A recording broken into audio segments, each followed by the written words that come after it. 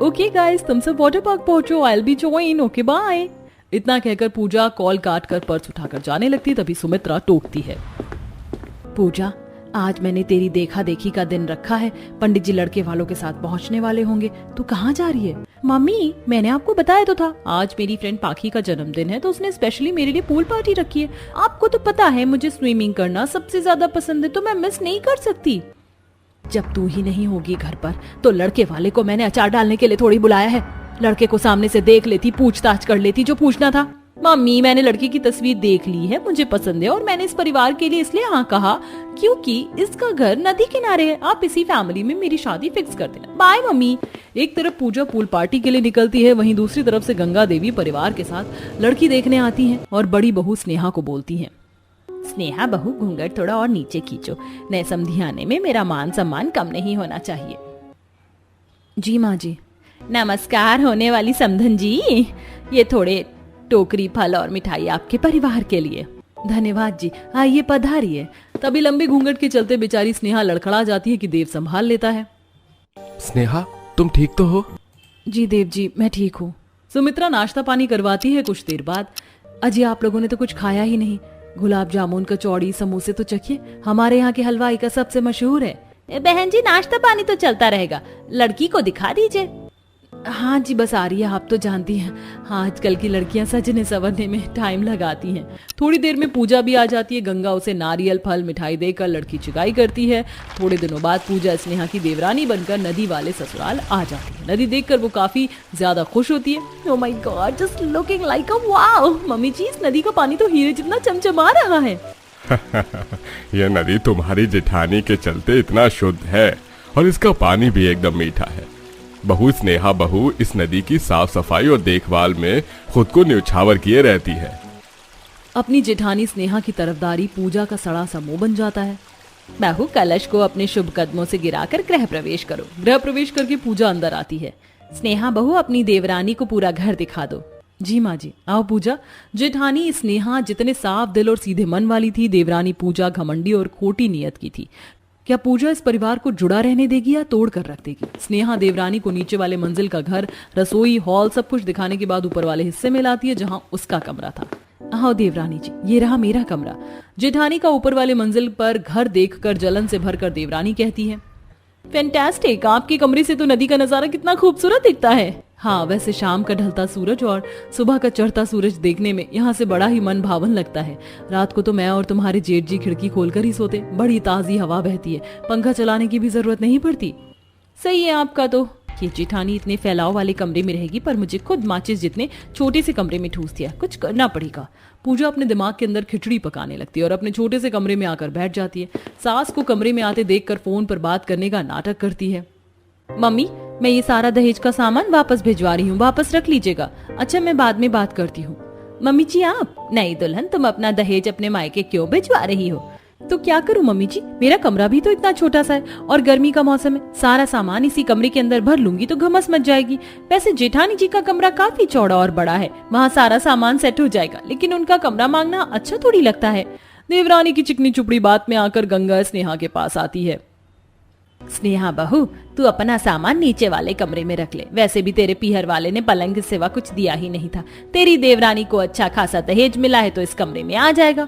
देवरानी के आगे ही गंगा स्नेहा को बहुत अपमानित करती है। स्नेहा चुपचाप से अपना सामान नीचे वाले कमरे में ले लेती है। वहीं पूजा खुली खिड़की पर खड़ी होकर नदी को निहार रही होती है। तभी जेठानी दरवाजा खटखटाती है। जेठानी जी, आप? क्या मैं अंदर आ सकती हूँ?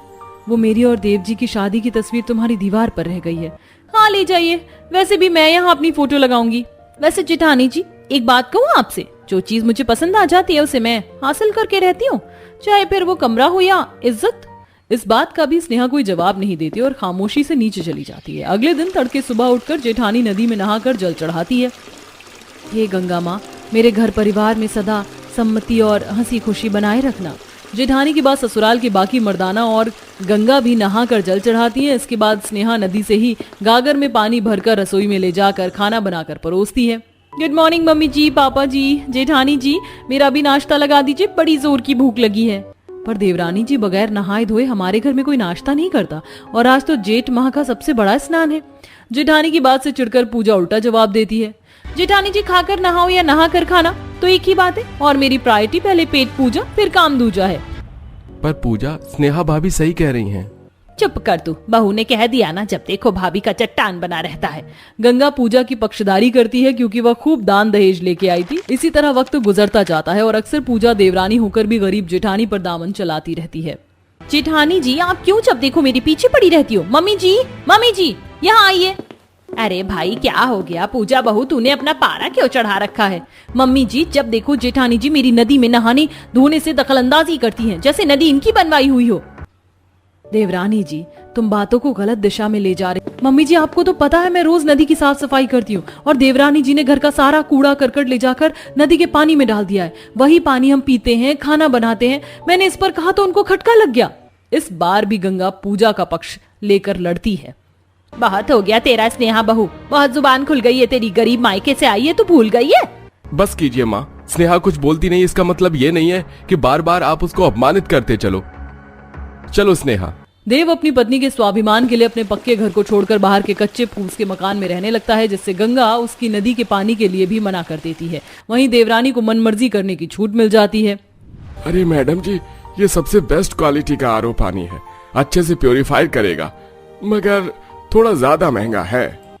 कोई बात नहीं भैया, हम लोग अमीर हैं तो हमारे लिए क्या सस्ता क्या महंगा, आप यही आरओ लगा दो। मगर छोटी बहू, घर में आरओ लगवाने की जरूरत क्या है? हमारा खुद का इतना बड़ा नदी है, पुश्तों की देन से उसका पानी भी इतना मीठा है, फिर ये फालतू का खर्च करने की क्या जरूरत है? एक बार मुझसे पूछ लिया होता। मम्मी जी, मैं स्नेहा भाभी नहीं हूँ जो आपसे हर काम पूछ कर करूँ। एक ही नदी के पानी से नहाना धोना खाना बनाना, ये प्यूरीफायर नदी के पानी को शुद्ध कर देगा, और वैसे भी इस घर का खर्चा मेरे पति चलाते हैं। पूजा का घमंड में ऐसे कहना गंगा के कलेजे में चुभ जाता है। जहां गरीब जेठानी नदी की एक बूंद पानी के लिए भी तरसती है, वहीं देवरानी नदी में खूब गंदगी मचाती है। आए दिन अपने दोस्तों को नदी में पिकनिक बनाने के लिए बुलाती है, कभी मैगी पार्टी करती है, जिससे नदी के पानी में पूरा का पूरा कूड़ा करकट मच जाता है। वहीं अब सास भी बहू के रंग में रंग चुकी थी। आज ब्लू है पानी पानी पानी पानी पानी पानी, और दिन है सानी सानी सानी सानी सानी सानी। आ जाओ ऑन द बीच यार, फोटो मेरी खींच, फूटी किस्मत होगी तेरी, तूने ये बात न मानी। तौबा तौबा, देख लो शीला बहन, इन जवान बच्चों को तो छोड़ो, इस गंगा ने तो बेशर्मी की सारी हद मचा दी। बुढ़ापे में भी ससुरी को जवानी चाह रही है। मैं भी यही देख रही हूँ कौशल्या बहन, देखो कैसे 16 साल की छोकरी की तरह छपाक छपाक कर नहा रही है। जेठानी ने इस नदी को कितना पूजा और ये गंगा को मैली कर रही है।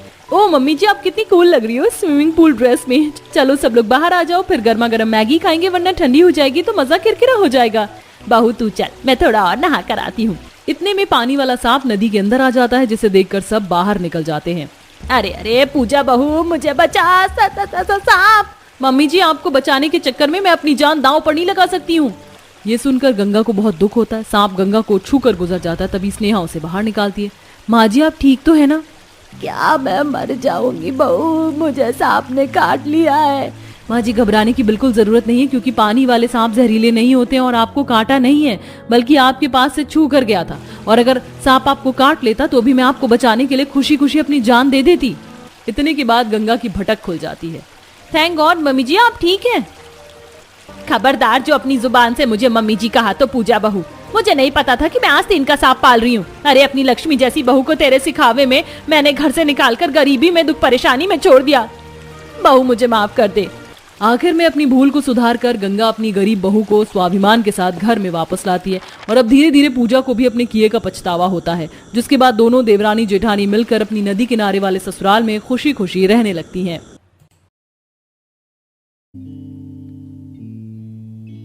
हे भगवान, इस सड़ी सी गर्मी में दरवाजे पर खड़े खड़े मेरा तो आलू बुखारा बन गया। अब मुझे तो इस भारी लहंगे में हाई वोल्टेज जितनी गर्मी लग रही है।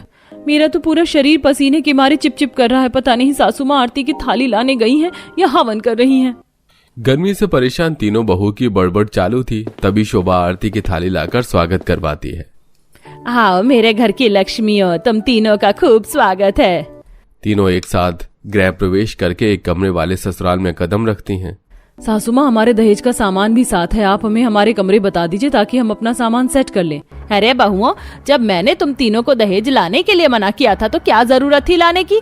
माँ जी, ज्यादा कुछ नहीं है, बस मोटा मोटा सामान है, बेड, ड्रेसिंग टेबल और एक कूलर, गर्मी में ठंडी हवा खाने के लिए। इतना सब कुछ क्या अपने माथे पर रखोगी? मेरी मूर्ख चंद बहुओं, एक कमरे का ससुराल है तुम्हारा जिसमें तुम तीनों को रहन सहन करना है, इसलिए दहेज वापस भिजवा दो। जैसे ही सास तीनों बहू को एक कमरे में रहने का ऐलान जारी करती हैं, तीनों मुंह फुलाकर कमरे में आती हैं। कमरे के अंदर घमस और भभका मचा होने के चलते तीनों भड़क जाती हैं। हे भगवान, ये कमरा तो भट्टी जितना गर्म है, ऊपर से पंखा भी मरा मरा सा चल रहा है। इतनी गर्मी में तो नींद आने से रही।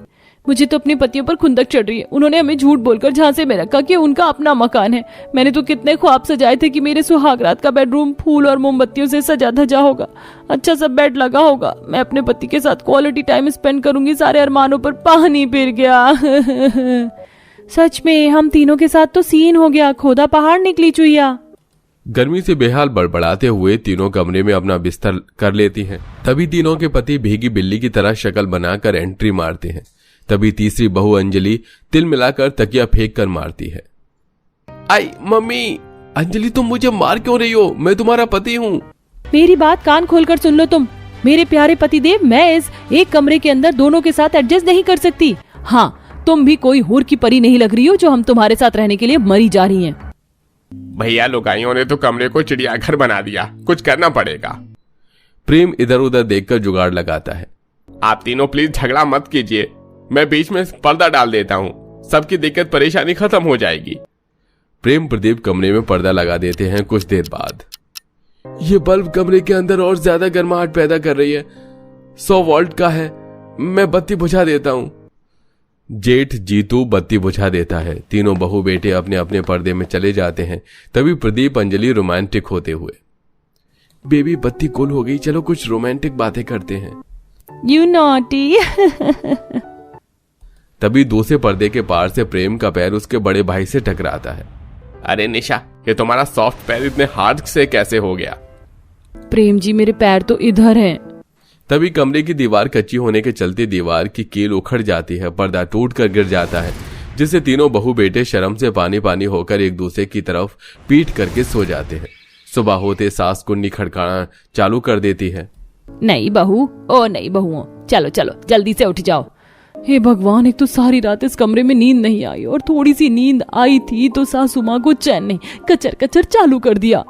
पसीने से तर निशा नींद में बुदबुदाते हुए मुंह पर तकिया रखकर सो जाती है। तभी सास आ जाती है और कमरे के अंदर तीनों बेटे बहू को बिच्छम बिच्छे में सोते देखकर सास बड़बड़ चालू कर देती है। राम राम राम, अरे तुम तीनों लुगाई क्या सारी लाज शर्म धोकर पी गई हो? चलो जल्दी से साफ सफाई निपटाओ, फिर चूल्हा पूजन भी करना है। जी माँ जी। तभी पूजा झल्लाकर झाड़ू उठाकर कमरा साफ करने लगती है। हे भगवान, मेरी तो जिंदगी झंड हो गई इस एक कमरे के ससुराल की बहू बनकर। हाँ हाँ, सारा दुखड़ा तो तुम अकेली झेल रही हो। कमरे की आधे से ज्यादा जगह में तो खुद फैल कर सो गई थी तुम और मुझको दीवार में चिपका दिया था। देखो देवरानी जी, पहले ही मेरे दिमाग का दही हुआ पड़ा है, तुम मेरा भेजा फ्राई मत करो, झाड़ू लगाने दो, तुम जाकर बर्तन मांज लो। मजली बहू पूजा की बात पर अंजलि लड़ पड़ती है। वाह जी वाह, तुम बड़ी चालाक हो। तुम यहाँ कमरे में ठंडक में झाड़ू लगाओगी और हम कड़क धूप में जाकर बर्तन घिसे। हम क्या तुमको कांताबाई दिखाई दे रही हैं? तीनों बहू की किचकिच बाजी सुनकर उनके पति उठ जाते हैं और घरेलू काम सुलटा कर सास के पास हाजिर हो जाते हैं। माँ जी, हमें रसोई दिखा दीजिए ताकि हम खाना बना ले। लो जी, इसे कहते हैं बगल में छोरा शहर में ढिंढोरा। अरे रसोई तो तुम्हारे कमरे के अंदर ही बना हुआ है, देखा नहीं था? चलो आओ मैं दिखाती हूँ। तीनों शोभा के पीछे पीछे कमरे में आती हैं, जहां कोने में एक मिट्टी का चूल्हा, सिलबट्टा, मसाले के डिब्बे और बर्तन रखे हुए थे। तभी अंजलि आपत्ति जताते हुए, माँ जी, बाहर वाले हिस्से में तो कितनी खुली जगह है, रसोई वहाँ बना लेते हैं। अरे नहीं नहीं बहुओं, रसोई हमेशा भंडार कोने में होनी चाहिए, इससे बरकत आती है। और भंडारा कोना है, और भंडार कोना है तुम्हारे कमरे, और भंडार कोना तुम्हारे कमरे में पड़ता है, तभी तो शुरू से ही रसोई यही है। अच्छा तुम फटाफट से सब्जी पूरी, सूजी का हलवा वगैरह बना लो। जी माँ जी। बेचारी तीनों बहुएं एक कमरे के अंदर ही रिकॉर्ड तोड़ गर्मी में खाना बनाना चालू कर देती हैं। जहां गर्मी का तापमान ज्यादा होने के चलते चिलचिलाती धूप छाई थी, वहीं पसीने पसीने होकर पूजा सिलवट्टे पर मसाला पीस रही थी। कितनी घमासान गर्मी हो रही है, ऊपर से मसाला पीसने का मिक्सर भी नहीं है। इतनी गर्मी में खाना पकाने में मेरा तो पारा हाई हो रहा है। खाना बनाने में तीनों बेचारी पसीने में नहा जाती हैं और सास ससुर पति को परोसती हैं। लाओ भाई लाओ, खुशबू तो बहुत ही बढ़िया और दमदार आ रही है, खाने में मजा आ जाएगा। अजी आप तीनों भाई लोग कमरे में एक एग्जॉस्ट फैन लगवा दीजिए ताकि गर्म हवा पास हो सके। तभी सास बीच में रोक टोक करते हुए, अरे बहुओं, बेफिजूल का खर्चा करवाना जरूरी है क्या? कोई जरूरत नहीं है एग्जॉस्ट फैन लगवाने की। कमरे के अंदर की खिड़की खोलकर रखो, रूम अपने आप एसी जितना ठंडा हो जाएगा। सास की बात पर तीनों चुप हो जाती हैं और सारा काम खत्म करके कमरे में आती हैं। बाप रे, आज इस एक कमरे के अंदर तो आग बरस रही है। खिड़की खोल देती हूँ, थोड़ी ठंडी हवा आएगी। निशा जैसे ही कमरे की खिड़की खोलती है तो गरम गरम लू कमरे में घुसने लगती है, जिसके चलते पूजा अंजलि खिटपिट करने लगती हैं। अरे खाना खाकर तुम्हारा पेट नहीं भरा क्या निशा, जो खुद भी गरम गरम लू खा रही हो और हमें भी खिला रही हो? बंद करो खिड़की। नहीं करूंगी। कमरे के अंदर कितनी घमस छाई हुई है, मुझे घबराहट हो रही है। हम तुम्हारी जेठानी हैं, समझी ना? जेठानी हो तो क्या देवरानी पर दम चलाओगी? इस कमरे पर जितना तुम्हारा अधिकार है उतना ही मेरा भी है। तीनों के जोर जोर से झगड़ने की आवाज पड़ोसियों के घर तक पहुंच जाती है, जिस पर शीला मोहिनी खिल्ली उड़ाने लगती हैं। लो शीला बहन, शोभा की तीनों बहू के बीच में कमरे को लेकर फिर कलेश मच गया। अरे पूछो मत मोहिनी बहन, इनका तो दिन रात का ड्रामा हो गया। जब देखो मछली बाजार बनाए रहती, हमारा तो सोना मुहाल हो गया है। पड़ोसन की ऐसी टिप्पणी सुनकर शोभा बौखलाते हुए तीनों के पास आती है। भगवान जी, तुम तीनों बहू क्या किसी दिन मेरे दिमाग की नस फाड़ कर ही दम लोगी? कितनी बार बोला है मिलजुल कर रहा करो। वहाँ पड़ोसने मजे ले रही हैं। तीनों बहुएं चुप हो जाती हैं, मगर देखते देखते गर्मी का तापमान और भी ज्यादा बढ़ जाता है, जिससे गर्मी खूब तहलका मचाती है। जिस बात बात पर तीनों के बीच में नोकझोंक तकरार होती रहती है, जिससे वो अपने पति से भयंकर झगड़ा करती हैं। हाँ, मिल गया तुम्हें दुकान चलाने से टाइम। तुम खुद तो सारा दिन पंखे की ठंडी ठंडी हवा में सुकून से रहते हो और यहाँ मैं गर्मी में उबलती रहती हूँ। अरे मेरी माँ, क्या हुआ? क्यों पति के आते ही राशन पानी लेकर चढ़ रही हो? देखो जी, तुम हमारे लिए अलग कमरा देख लो। मैं और इन झगड़ालू औरतों के साथ नहीं रहने वाली हूँ। हाँ, खिसियानी बिल्ली खंबा नोचे, तुम तो बड़ी दूध की धुली हो, कुछ करती ही नहीं हो। अरे मैंने तुमसे थोड़ी सी जगह मांगी थी अपने कपड़े रखने के लिए। अगर तुम मुझे रस्सी पर कपड़े रखने देती तो आज मेरी नई साड़ी चूहे नहीं कुतरते। तीनों बहुएं इतना हल्ला गुल्ला मचाते हुए झगड़ती हैं, जिससे पड़ोसी बाहर निकल आते हैं। अरे थम जाओ कलेशनियों, क्यों तमाशा मचा रही हो? तुम तीनों के रोज रोज के कमरे को लेकर कलेश से मैं तो तंग आ गई हूँ। अगले दिन पड़ोसन शीला लड्डू बनाने आती है। और ये लो शोभा बहन, लड्डू खाओ। मेरी बहू उम्मीद से बहुत जल्द मैं दादी बनूंगी। वैसे तुम्हारी तीनों बहू से किसी की कोई खुशखबरी है कि नहीं? शीला जानबूझकर टोंट मारती है। फिलहाल तो कुछ नहीं है शीला बहन, जल्दी हो जाएगा। मेरी मानो तो तुम पोता खिलाने का ख्वाब देखना तो छोड़ दो शोभा। तुमको लाज नहीं लगती? एक कमरे में ससुर जेठानी देवरानी सबको ठूस दिया है। कैसे रहन सहन करते होंगे, सोते बैठते होंगे? पड़ोसन को चुटकी लेते देखकर तीनों बहुएं भड़क जाती हैं। आंटी जी, ये हमारा निजी मामला है, आप दखलंदाजी ना करें तो अच्छा होगा। ये लीजिए आपके लड्डू और जाइए। शोभा को उस दिन अपनी बहू की स्थिति का एहसास होता है, जिसके बाद वो अपने तीनों बेटों से सलाह मशवरा करती है और कुछ महीने में थोड़े पैसे जोड़कर वो 2 और कमरे बनवा लेती है, जिससे अब गर्मी के मौसम में तीनों बहू को एक कमरे के अंदर गुजारा नहीं करना पड़ता। उनके संबंध में आई खिटास भी मिट जाती है और सब खुशी खुशी रहने लगते हैं।